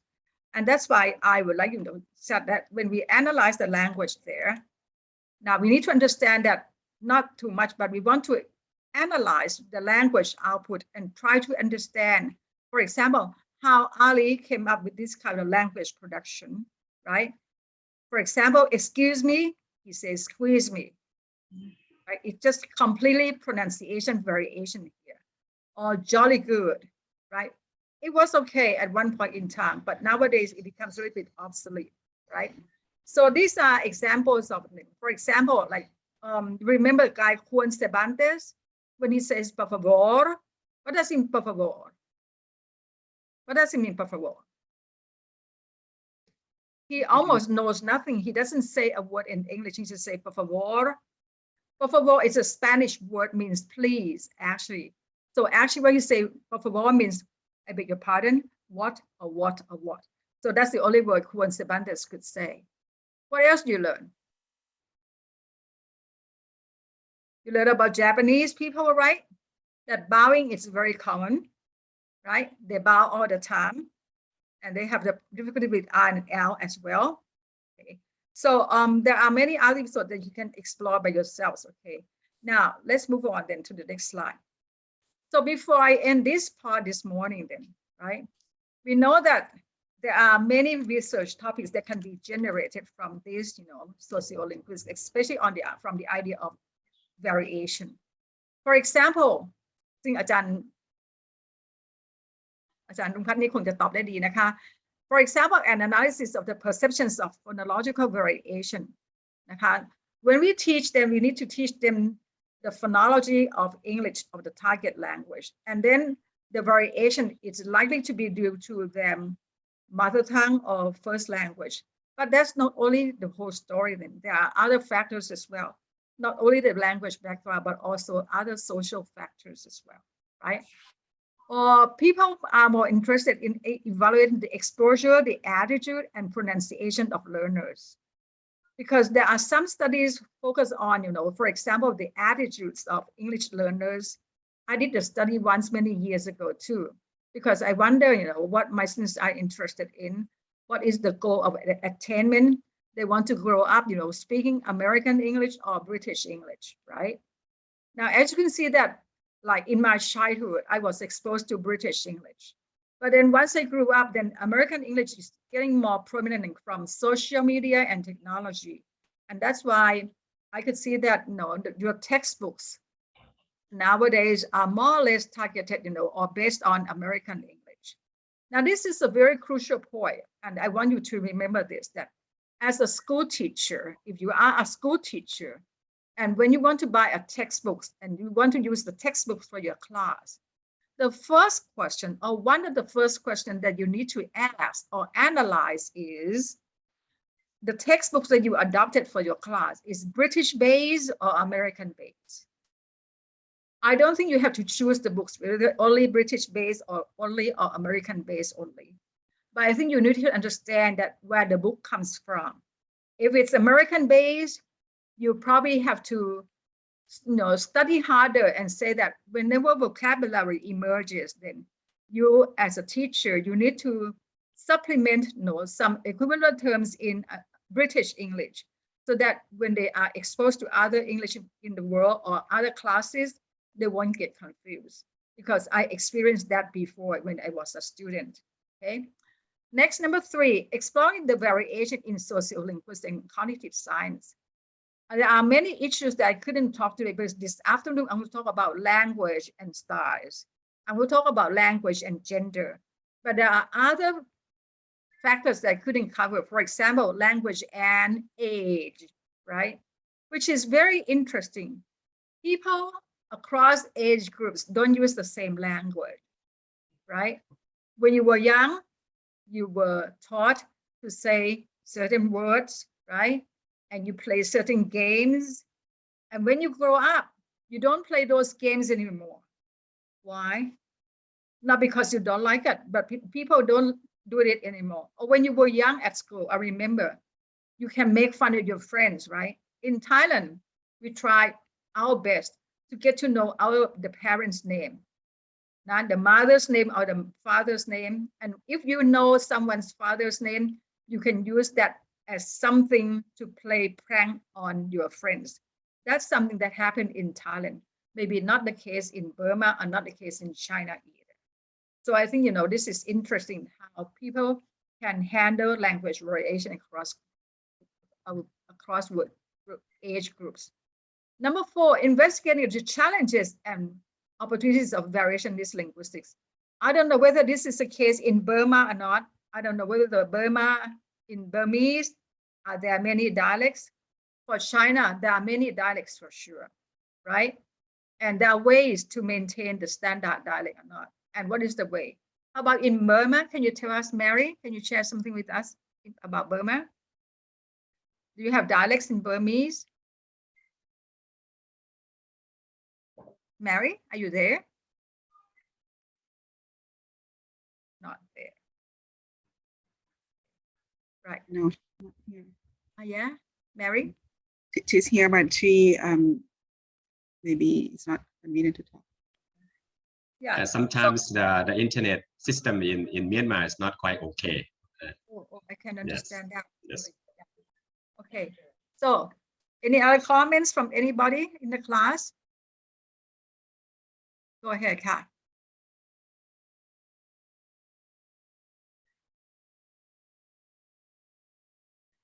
Anything else?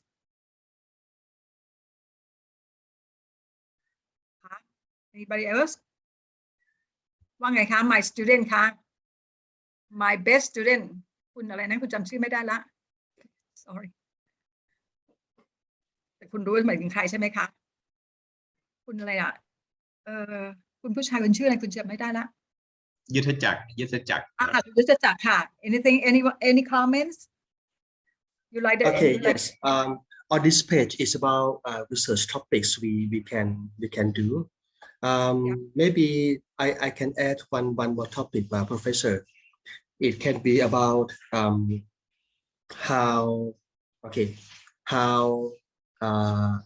those dialects or dialect variations affect the decision of the teacher to choose materials or textbook or learning sources for their students, especially the class with a mixture of people from local area, like for example, in a province in Thailand, near the border. There are local minorities like Thai, Laos, or Cambodia, and they have different language backgrounds, and those dialects will affect the understanding in the classroom. So the teacher might be making decision to use what materials, what learning resources to suit their differences in the classrooms. Yes. Oh, that's a big issue, is about language policies then, right? Because actually the pain point is that now we don't have time to create our own textbooks.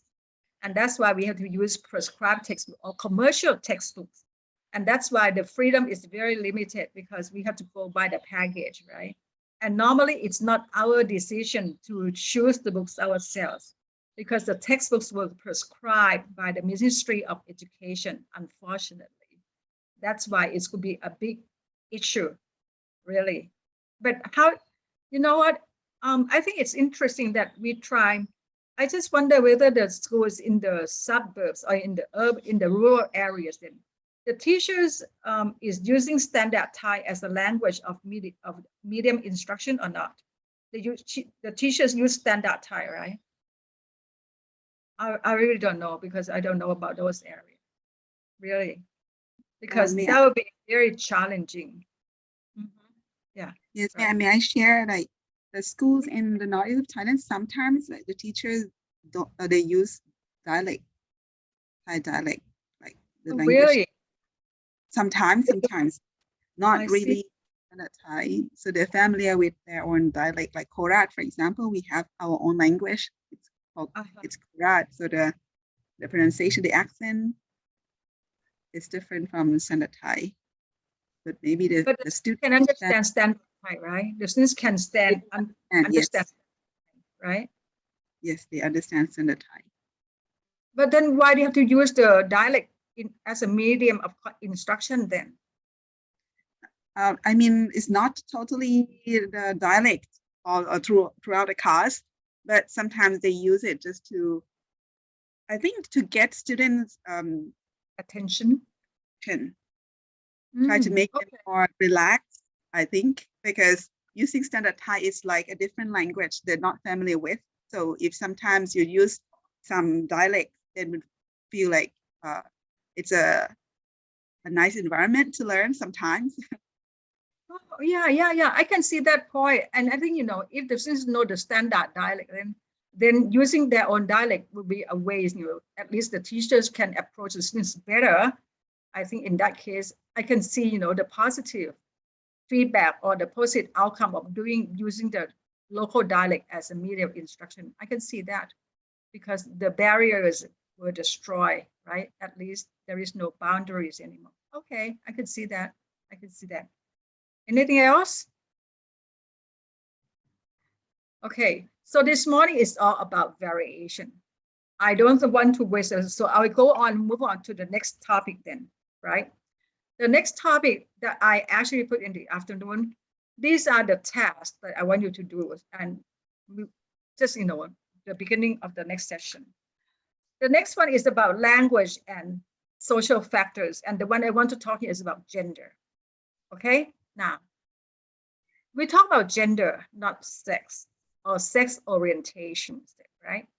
So how many sexes are there? When we talk about sex, how many sexes? We have like True.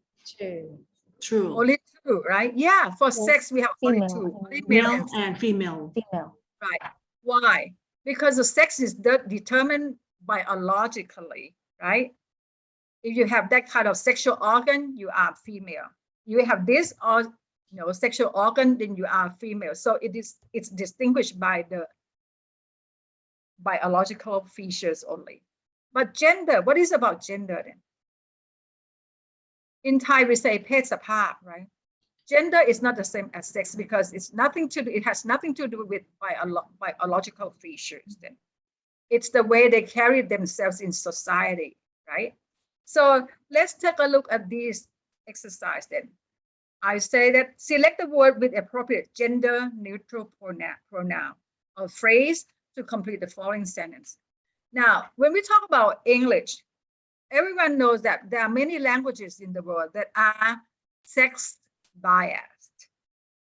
Okay, so we have the distinction between sex bias or gender bias and gender neutral language. Okay, so we make it between gender bias and gender neutral. Now, what is the difference then? How about the Thai language then? ไปไหนมาคะไปทานข้าวมาครับ Now, what is the Thai language then? Is it gender neutral or gender bias? ไปไหนมาคะ female. ไปทานข้าวมาครับ male. So based on this instance, we say that Thai is also gender biased. Agree? Which is okay. Okay, right?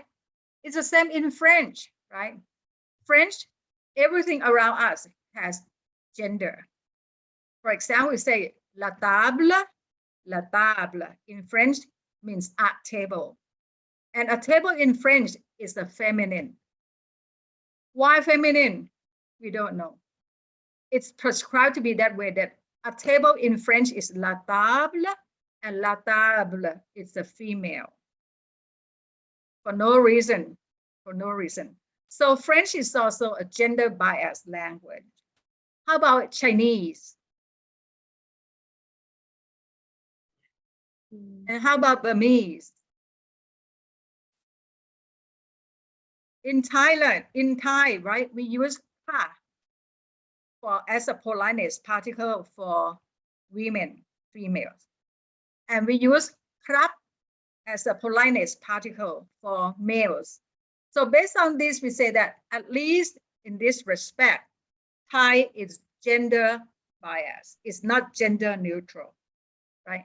How about Chinese? 中国人在哪啦? I'm here. Yeah. And I think that Chinese also is not gender neutral. Not gender neutral, Yeah. right? Examples, please.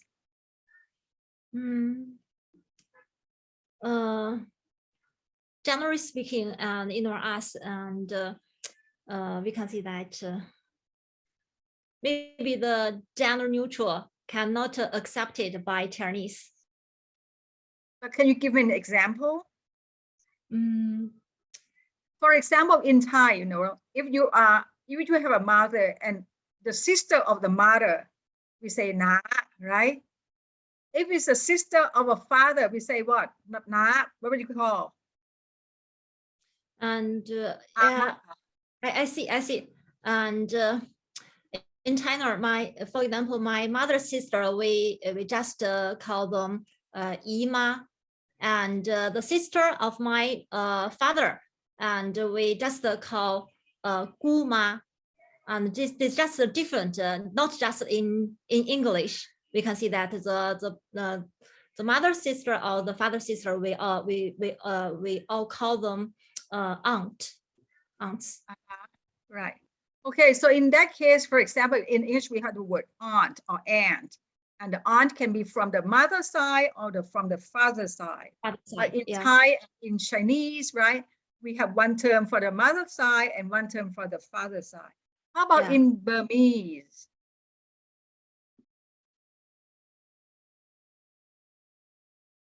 Mingalaba, อยู่ไหนคะ? My Burmese students, where are they? Well, anyway. Okay, so at least we know that there are certain aspects of each language that can be considered gender bias or gender neutral. So let's take a look. How would you answer? It's on the slide. You don't have to go and to another link. Let's take a look at the sentence one by one. Okay, sentence number one. What would be the answer for this one? Each member in the audience cast ballot for the MP award. What would be the answer for you? His, her, their, or his or her? His. Her. Answer, right. Okay. Say you think it's right. Which? 什么? What do you want to say then for this one? Okay, keep your answer in mind and I'll come back to this, okay? Now let's move on number 2. I want to see that whether you yourself are biased or not in terms of gender. Number 2, good lawyers are usually willing to discuss fees with their clients. Okay, this one is quite straightforward. Now, next, number 3. An experienced politician always chooses staff from among the party faithful.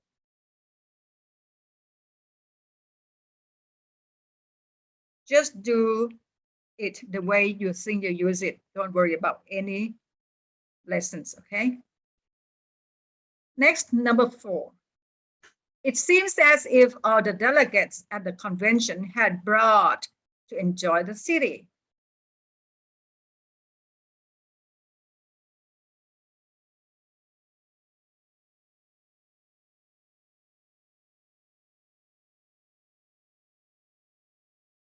Okay, I'm sure you pick your answer. And the last, I think the last one, number 5. Nowadays, blank, to be more careful with blank students.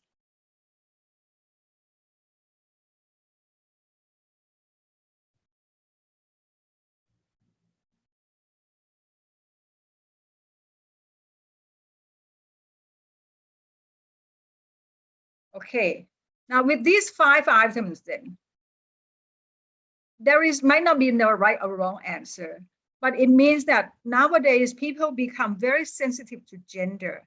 And sometimes the use of the language can be quite offensive because now we have, not only male and female because we have sex orientation like LGBTQ. So we need to be more careful so that the language used might not be offensive to the audience, right? Number 1, each member in the audience casts ballot for the MP award. I think grammatically, what is the answer for this one? Come on. What is the answer for this one? Turn on the microphone, please. His or What her. is the answer? His or her. Right. You know what? If you choose his or her, this is quite unacceptable. Why? Because we don't read the language that way. We don't read the language, each member in the audience casts his or her ballot for the MP award. No, it doesn't work that way, right? Okay, it doesn't work that way. You cannot say his or her because it doesn't read right at all. So automatically or grammatically, what will be the answer? His. His. Right, the answer is his. His. Normally, because as a language teacher who has the control of the grammar, you will go for his. Now, what happened? What is the problem here? You are assuming too much. And this sentence is considered as, gender bias right away, okay? Without, I say, oh, I don't mean it, but this is how the way the language works, that is gender bias. Why bias? Because each member is a neutral term, right? Member is a neutral term because it has no gender. But because this is the way the English grammar works, that because it's singular, and then because the gender is not that specific, yeah, his is the way to go. See that? Nobody will go for her, right? สังเกตไหมคะว่า nobody will go for her. Why? Because in the history, males are more dominant than girls. When I say dominant, I mean dominant linguistically, right? And we'll see those examples in a minute that automatically this should be the answer. And that's why nowadays, if you use this sentence in the newspaper, they say, nope, it doesn't work. It's unacceptable. Or when you write your dissertations, be careful because this sentence will be committing a crime called gender bias right away. So the answer is his, but this is not good enough. There is another way to make it better. Let's move on to number 2. For number 2, good lawyers are usually willing to discuss, and the answer is? There. There. This one is no problem. Why? Because good lawyers are plural. So his and her it's impossible, right? So leaving you the option that there. This sentence is not gender biased anymore. Why? What is the mechanism that prevents gender bias to happen? It's not gender bias, it's good. And you can write this one and nobody can say anything. Why? What is the mechanism? By making this plural, right? If it makes me plural, you are done, you are safe. But if you say a good lawyer, problems, right? If you say a good lawyer, because right now there are many females who are lawyers as well. Okay. Number 3, an experienced politician. And your answer is, I'm sure that automatically we will take what? His. Right. His But or after her. you learn the lesson with me, you say, not anymore, because this sentence is gender bias. Okay. You see that there are many good politicians in Thailand who are ladies, right? And that's why this sentence is gender bias. Therefore, there must be a way to help eradicate gender bias problems right away. Next, number 4. It seems as if all the delegates at the convention. Well, the word delegates can be female and can be male. But this one is safe. Why? Because it's in plural.เพราะฉะนั้น the answer is their spouse. Right, their spouses with them. Got to be that only, right? We'll come back to this later. And the last one, right? Nowadays, to be more careful with students. Teachers have their students. Right. At this point, you will choose teachers have their. But I'm sure that before this, you will say, oh, Ajahn, number 1 is correct too. I didn't say that it is wrong. Yeah, this one, choice 1 is correct. But according to gender bias theory, 2 is a much better choice. Okay. So based on these 5 instances, we can see that many times that we write a language and we don't worry about gender. But nowadays, you've got to be more careful because now we have, Lam Sam, who is the team, the owner of the team, a football team. เห็นไหมคะว่า there are many females who took part in business, in sports, in entertainment, and that's why there are many words in English that shouldn't exist anymore. For example, what is a good example? Chairperson, chairman, right? The chairman. บอกอาจารย์คะ I'm going to have my dissertation defense next week, and my chairman is from Chulalongkorn University.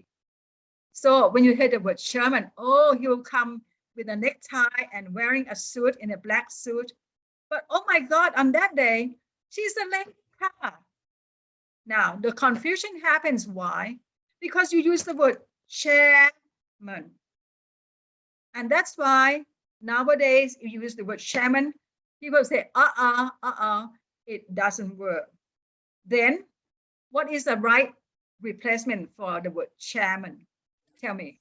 Chairperson, Professor. Yeah, you use the word chairperson, right? ถามว่า you use the word chairperson instead of chairwoman or chair people, but chairperson. So the terms were created to avoid gender bias. แต่ถามว่า now, how the terms are created, are they systematic? They can be quite systematic. ไม่ใช่ถามว่าหนูจะเปลี่ยนอะไรก็ได้นะคะ It cannot be anything. There must be some basic foundations in order to form new words, in order to avoid gender bias ค่ะ เพราะฉะนั้น this afternoon we'll come back and then, for example, number 1, I want you to focus on number 1 and see how you can improve this sentence so that this sentence cannot be gender bias. So let's work on these 5 sentences and I will come back to see your answers นะคะ So at this point, any other questions before the lunch break? Excuse me, can I back to you? I mean, the old way. Could I say only the chair? Chair? You can see that the chair, but it's going to be very confusing. The chair, it's sitting on the chair. Yes.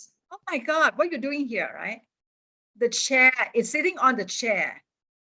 So the language is not that transparent. You are making it worse.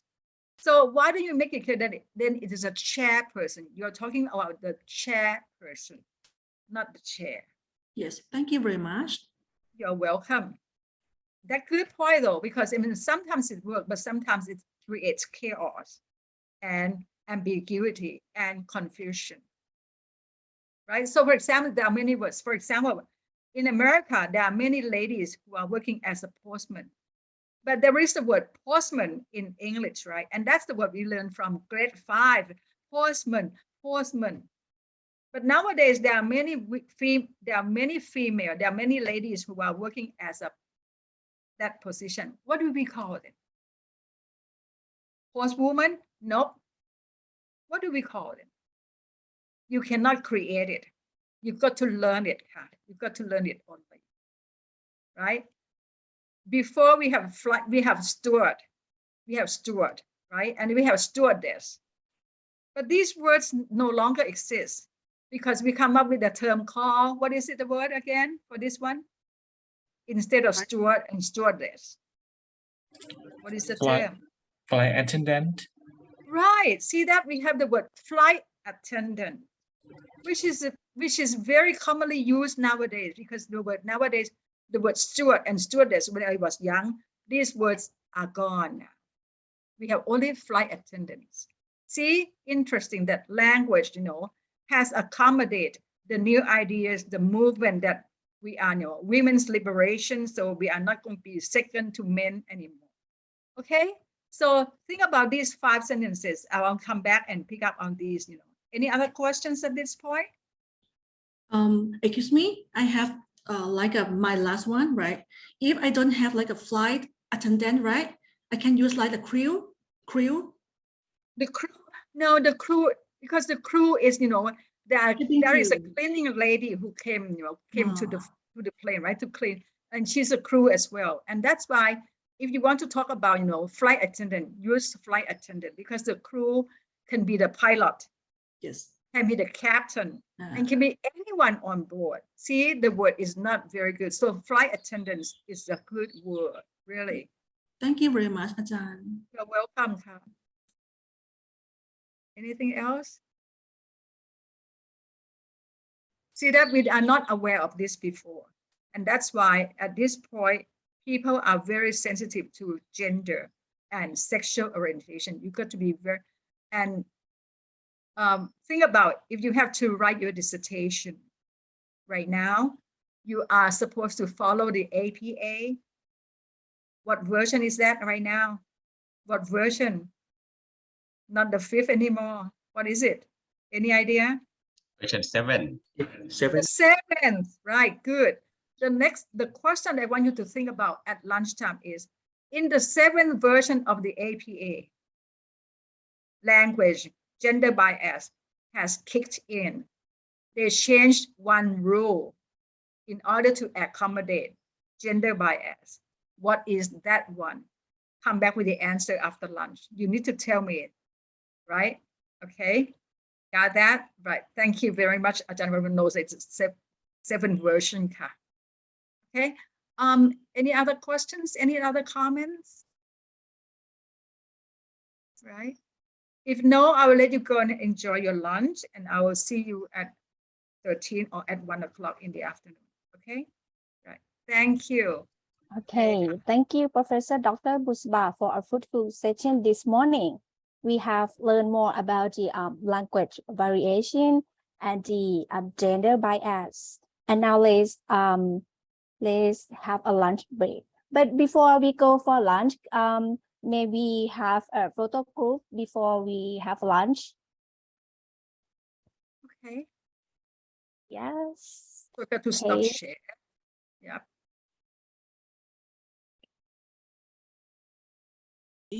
I'll help you with the capture of the screen. Okay. Please. Okay. All right. Ready? 1, 2, 3. Okay. And one more with perhaps gesture. 1, 2, 3. Okay. Thank you very much. And now let's. Thank you. Anything you'd like to announce? Yes. Okay. So now let's have a lunch break and be back. At 1 o'clock. Thank you. So enjoy your lunch. Thank you.